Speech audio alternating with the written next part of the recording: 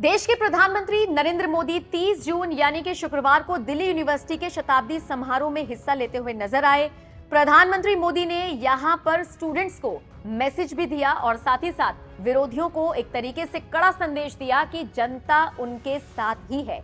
आपको बताते चले, जिस तरह से नरेंद्र मोदी गले में गमछा डालकर डीयू के इस खास कार्यक्रम में पहुंचे, उनके इस अंदाज ने हर किसी को अपनी तरफ आकर्षित किया। बताते चले, प्रधानमंत्री दिल्ली विश्वविद्यालय के कंप्यूटर सेंटर और टेक्नोलॉजी सेंटर के भवन और यूनिवर्सिटी के नॉर्थ कैंपस में बनने वाले एकेडमिक ब्लॉक की आधारशिला रखते हुए भी नजर आए। दिल्ली यूनिवर्सिटी के बारे में आपको बता दें, इसकी स्थापना 1 मई 1922 को हुई थी। पिछले 100 सालों में यूनिवर्सिटी का विकास बहुत तेजी से हुआ।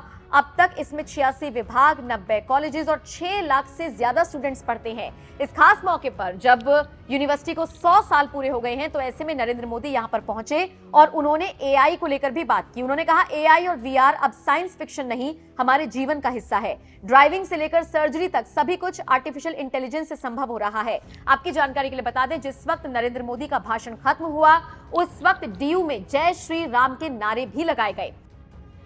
नरेंद्र मोदी ने देश में स्टार्टअप को लेकर बात की। उन्होंने कहा कि भारत की युवा शक्ति आगे बढ़ रही है, ये गाइडिंग फोर्स है। और आपको बताते चले, नरेंद्र मोदी ने यह भी कहा कि युवा अब कुछ नया करना चाहता है। 2014 से पहले देश में कुछ 100 स्टार्टअप्स थे, लेकिन अब इनकी संख्या 1 लाख पार कर गई है। डीयू का विकास जिस तरह से हुआ है, इसको लेकर भी नरेंद्र मोदी ने बात की। उन्होंने कहा कि कभी डीयू में केवल 3 कॉलेजेस हुआ करते थे, आज 90 से ज्यादा है। कभी भारत की इकोनॉमी खस्ता हालत में थी, आज दुनिया की टॉप 5 इकोनॉमीज में शामिल हो गई है। नरेंद्र मोदी की ये बातें निश्चित तौर पर विरोधियों को जरूर चिढ़ाने का काम करेंगी। हालांकि इन सब के बीच उनका गमछा वाला स्टाइल भी हर किसी को आकर्षित कर रहा है। किस तरह से नरेंद्र मोदी ने केजरीवाल के गढ़ में भाषण दिया, उनके बयान के साथ आपको छोड़े जा रहे हैं। आपको मोदी का यह अंदाज कैसा लगा, कमेंट करके जरूर बताइए।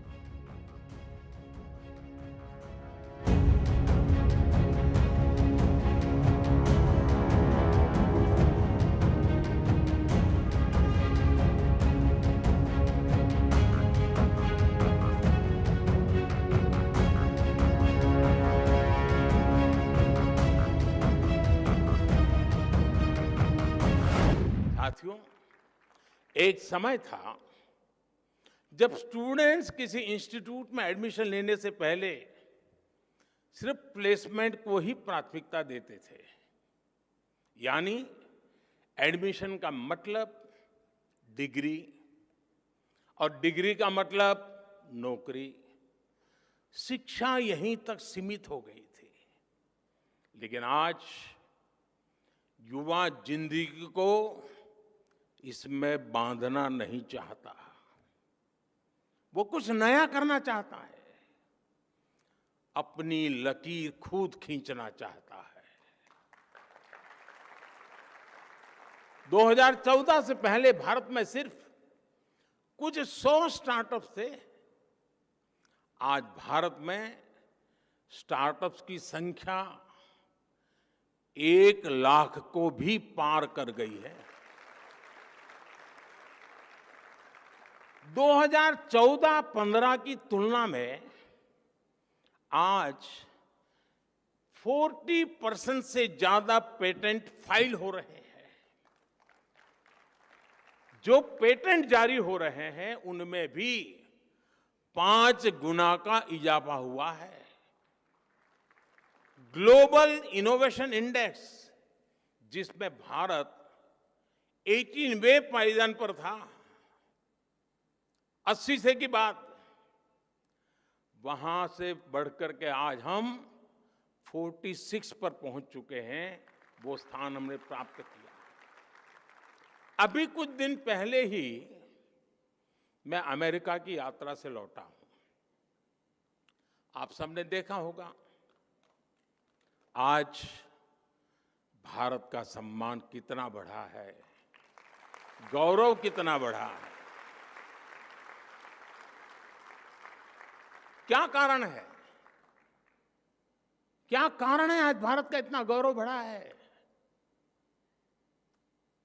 उत्तर वही है, क्योंकि भारत की क्षमता बढ़ी है, भारत के युवाओं पर विश्व का भरोसा बढ़ा है।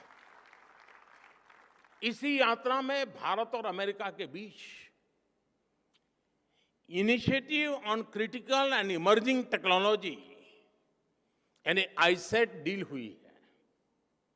इस एक समझौते से हमारे युवाओं के लिए धरती से लेकर स्पेस तक, सेमीकंडक्टर से लेकर एआई तक तमाम फील्ड्स में नए अवसर पैदा होने वाले हैं। जो टेक्नोलॉजी पहले भारत की पहुंच से बाहर होती थी, अब हमारे युवाओं को उनकी एक्सेस मिलेगी, उनका स्किल डेवलपमेंट होगा। अमेरिका की माइक्रोन, गूगल तथा एप्लाइड मटेरियल्स जैसी कंपनियों ने भारत में बड़े निवेश का फैसला लिया है। और साथियों, ये आहट है कि भविष्य का भारत कैसा होने वाला है, आपके लिए कैसे कैसे अवसर दस्तक दे रहे हैं। साथियों, इंडस्ट्री 4.0 की क्रांति भी हमारे दरवाजे पर आ चुकी है। कल तक एआई और एआर वीआर के जो किस्से हम साइंस फिक्शन फिल्मों में देखते थे, वो अब आज हमारी रियल लाइफ का हिस्सा बन रहे हैं। ड्राइविंग से लेकर सर्जरी तक रोबोटिक्स अब न्यू नॉर्मल बन रहा है। ये सभी सेक्टर्स भारत की युवा पीढ़ी के लिए, हमारे स्टूडेंट्स के लिए नए रास्ते बना रहे हैं। बीते वर्षों में भारत ने अपने स्पेस सेक्टर को खोला है, भारत ने अपने डिफेंस सेक्टर को खोला है, भारत ने ड्रोन से जुड़ी नीतियों में बहुत बड़ा बदलाव किया है। इन सभी निर्णयों से देश के ज्यादा से ज्यादा युवाओं को आगे बढ़ने का मौका मिला है।